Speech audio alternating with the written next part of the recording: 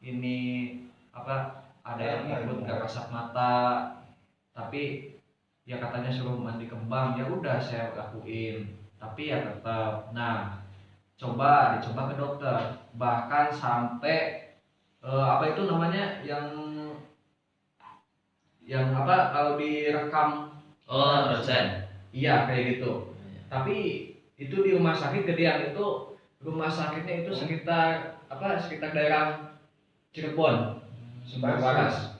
Itu penyakit apa rumah sakit yang pernah saya datangi ke sana.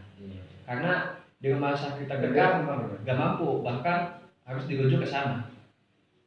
Nah, setelah di sana saya datang sama orang tua saya di rumah sakit itu diperiksa, ya gak ada penyakitnya. Tapi yang sakitnya apa nih? Itu saya sakitnya itu kalau lagi ngumpul ini, kalau kadang datang itu kumatnya itu kayak kejang. Oh, kejang-kejang gitu. Kayak kejang kayak gitu. Nah, tapi diperiksa di rumah sakit ya normal. Gak ada penyakitnya. Gak ada saraf, epilepsi, kan kata-kata kan itu kan epilepsi ya. Kalau kejang ya, gigit, lidah kayak gitu ya. Nah, tapi gak ada, bahkan normal. Anak ibu itu normal 100%, itu kata dokter. Tapi kalau kata paranormal ini katanya ada yang harus yang gak kasat mata yang ikut gitu kan. Kayak gitu. Jadi di antara dua argumen itu saya sempat frustasi. Bahkan hampir dari SMP itu sampai lulus SMP itu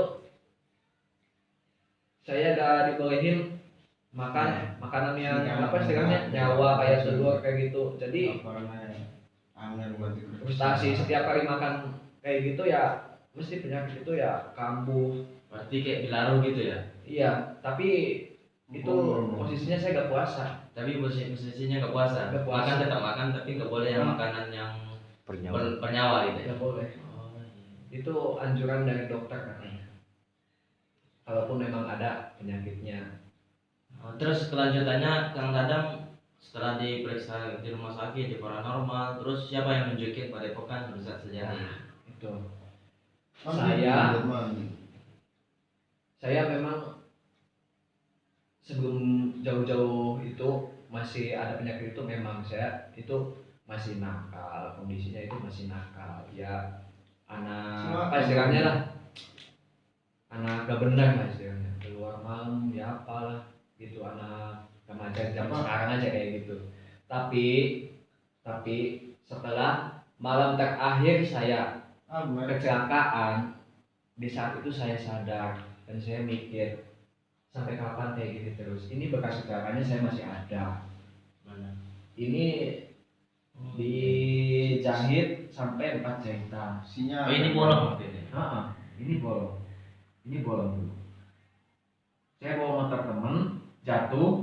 Nah, di saat posisi lagi minum jatuh. Nah, di situ saya mikir sampai kapan kayak gini terus. Dan setiap kali yang datang nolongin saya itu bukan teman, tapi orang tua. Tapi temannya nggak ada yang ngerti? Nggak ada. Ya, susah ya.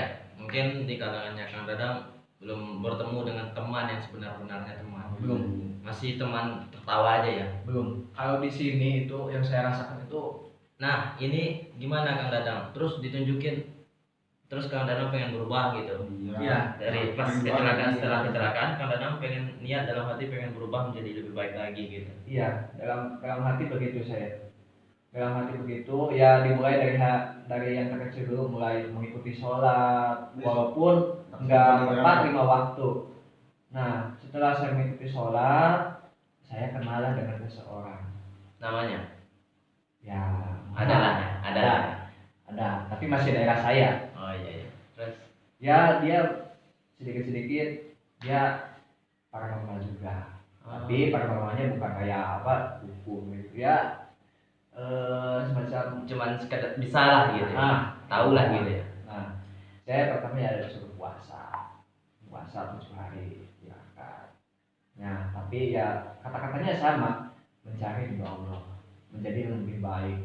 Nah, ketika saya bertirakat untuk puasa, saya dipantang jangan kembali kayak dulu lagi kayak alkohol, terus ya maksiat, sholatnya jangan bolong. Nah dari situ saya mulai ditekuni satu persatu, walaupun nggak setiap nggak tepat waktu saya tekuni, ya sholatnya ya zikirnya saya tekuni terus sampai akhirnya diberi lagi suatu amalan, naik lagi. Nah setelah dilalah itu saya habis 1 tahun, hampir 1 tahunan saya. Tapi alhamdulillah ya semenjak saya tirakat zikir itu memang penyakitnya belum hilang, tapi bisa kekontrol gitu. terkontrol, mengurangi. Tadinya sebulan sekali jadi lama, kadang 3 bulan, kadang 5 bulan, ya kayak gitu agak lama. Nah saat saya beres mengerjakan amalan terakhir ya saya kan belum begitu dalam lah istilahnya mempelajari itu. Jadi saya dulu cuma mengerjakan wirid ya wirid. Nah jadi benar-benar nggak mengharapkan apa-apa, jadi cuma mengerjakan wirid ya, karena di dalam wirid itu yang saya lakukan doa itu cuma satu, saya itu kepengen istilahnya hidup normal kayak orang lain, dia makan enak kayak gitu, tidur enak gitu ya. Jadi setiap kali lagi ngobrol kayak gini nggak malu-maluin. Kalau dulu kan waktu masih ada penyakit itu kadang ngobrol kayak gini kumat, malu-maluin, aku udah malu, ya malu aku. Kadang di sekolah lagi belajar kadang kumat, guru yang nganterin ke rumah kayak gitu.